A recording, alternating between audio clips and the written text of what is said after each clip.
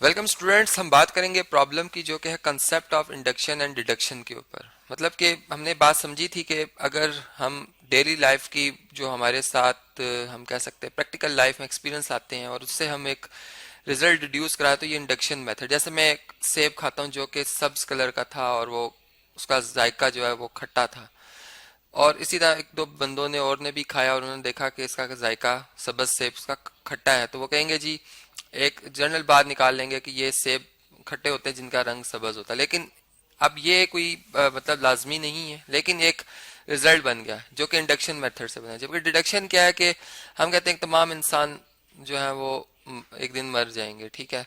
तो उसमें फिर हम ये कह सकते हैं कि अच्छा, अगर अली एक पर्सन है, एक इंसान है, तो वो भी मर जाएगा, ठीक है। अब इसी तरह इससे रिलेटेड ये क्वेश्चन है हमारा कि right the general term of the sequence. अब देखें, हमने ये आप समझे प्रैक्टिकली, यहाँ पे मैं टर्म्स लिखता हूँ, ठीक है, और यहाँ पर मैं क्या करता हूँ, मैं यहाँ पर जो इसकी वैल्यू लिखता हूँ, ठीक है। अब मैंने नोट किया कि यहाँ पर जो पहले नंबर पे अदद लिखा हुआ है, हिस्सा लिखा हुआ है, डिजिट लिखा हुआ 2 है, ठीक है। दूसरे नंबर पे 5 है, तीसरे नंबर पर 8 है, ठीक है। तो मैंने मैंने एक चीज ऑब्जर्व की, मेरी ऑब्जर्वेशन में आई कि ये 2, चलें ये तो 2 ही लिखा हुआ है, लेकिन यहाँ पर 2 में 3 ऐड हुआ तो ये 5 बना है। और यहाँ पे मैंने एक बात नोट की कि 5 में 3 ऐड करें तो 8 बनता है, लेकिन अगर 2 में देखा जाए तो 3 और 3 दो दफा ऐड हो तो ये 8 बनता है। मतलब 2 में 3 दो दफा ऐड हो तो ये 8 बन रहा है, ठीक है। और इसी तरह से इसका मतलब इससे नेक्स्ट में क्या आएगा, मैंने इससे एक मतलब एक रिजल्ट बना रहा हूँ मैं, ठीक है, बाय इंडक्शन मेथड के। मैं कह सकता हूँ कि भाई इसमें फिर 3 आएगा तो ये 9 + 2 11 बन जाएगा, ठीक है।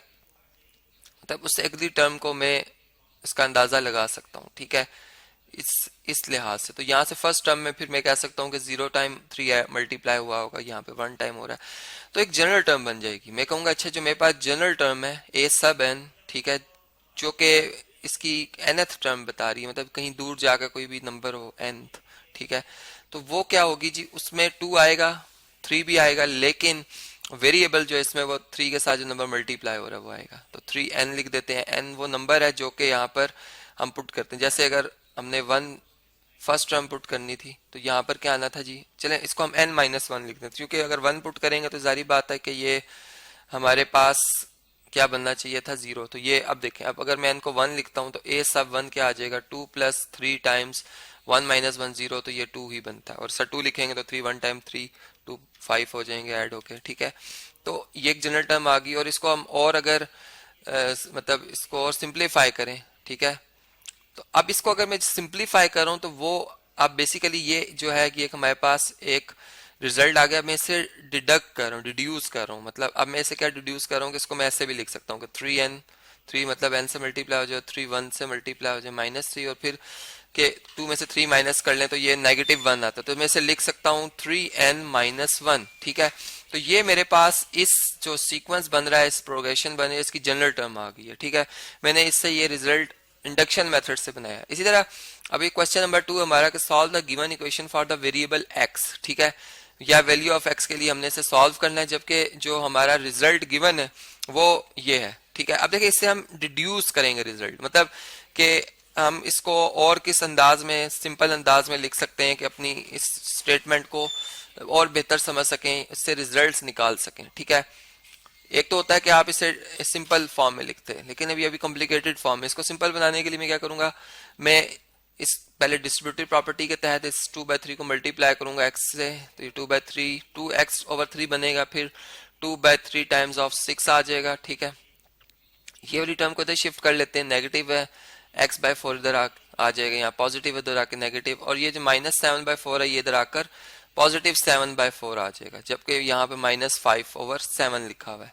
ये बेसिकली हमने इनके एडिटिव इनवर्सेस ऐड किए हैं। तो ये जो रिजल्ट अब आया है ये भी एक डिडक्शन से आया, मतलब इस ऊपर वाले रिजल्ट से जो कि एग्जिस्ट कर रहा है किसी भी कंडीशन के तहत वो बना था, अब उससे हम ये रिजल्ट डिड्यूस कर सकते हैं, ठीक है। अब इससे मजीद हम क्या डिड्यूस कर सकते हैं, और इसको ज्यादा सिंप्लीफाई किया जाए तो देखें, इसको हम लिख सकते हैं 2x/3, ठीक है, प्लस 3 1 टाइम 3 3 2 टाइम 6, और 2 2 टाइम 4 होता है 4, ठीक है, -x/4।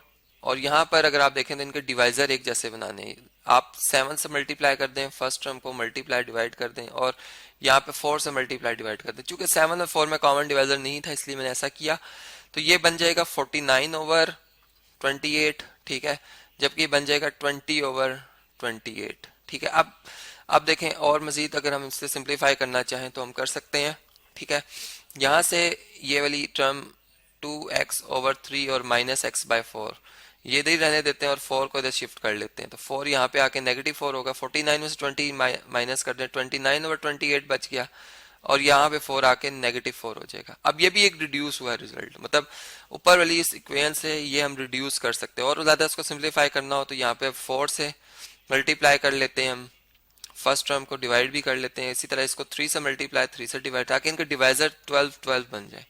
अब डिवाइजर कॉमन आ जाएगा 12, न्यूमरेटर में ये 8x है और ये 3x है, तो 8x माइनस 3x आ जाएगा जो कि 5x बनता है, ठीक है।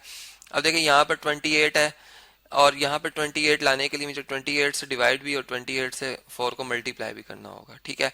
तो 28 डिवाइजर में आ जाएगा, जबकि 29 माइनस 28 को 4 से अगर आप मल्टीप्लाई करें तो 4 8 टाइम 30, 4 को 8 से मल्टीप्लाई करें 32 आता है, 2 3 कैरी, 4 2 टाइम 8 और 3 11 हो जाएंगे, 112, ठीक है, जो कि 56 का डबल आता है। अब देखें 5x/12, और यहाँ पर अगर हम 29 में से चलें, 29 में से 112 माइनस कर दें अगर, तो क्या आएगा रिजल्ट, 29 माइनस 112, ठीक है। तो बल्कि एक दफा दोबारा देखते हैं, मैंने शायद गलत लिख दिया था, 29 माइनस 112 ये बनता है -83, -83/28, ठीक है। और अब अगर हमने x की वैल्यू को सेपरेट करना है, आइसोलेट करना है, तो जारी बात है कि मैं इससे और रिड्यूस क्या कर सकता हूँ, रिजल्ट में से ये रिड्यूस कर सकता हूँ कि अगर मैं यहाँ पर 12/5 से दोनों तरफ मल्टीप्लाई कर दूं, 12/5 से इक्वालिटी को भी बरकरार रखना है, इस चीज़ का भी ख्याल, तो 5 से कैंसिल, 1 टाइम 12, 1 टाइम 12 होता है, ये कैंसिल, x रह जाएगा।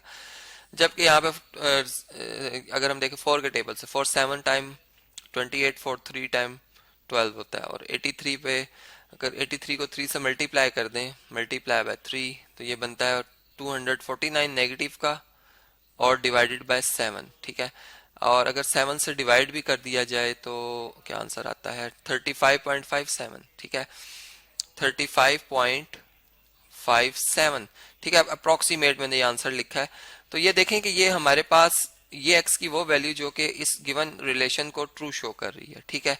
और हमने ये रिड्यूस किया रिजल्ट, जैसे मैंने एक बात की थी कि तमाम इंसान फानी है, तो उसमें मर्द हो या औरत हो सब ही फानी है, ठीक है। फिर उनके स्पेसिफिक नाम लेके भी हम बात कर सकते, तो ये डिडक्शन थी। और इधर भी ये इक्वालिटी थी, रिलेशन एग्जिस्ट करता था, और उससे फिर मैंने x की वैल्यू को बिल्कुल सेपरेट कर दिया, उससे ये मैंने मतलब रिजल्ट रिड्यूस करा दिया।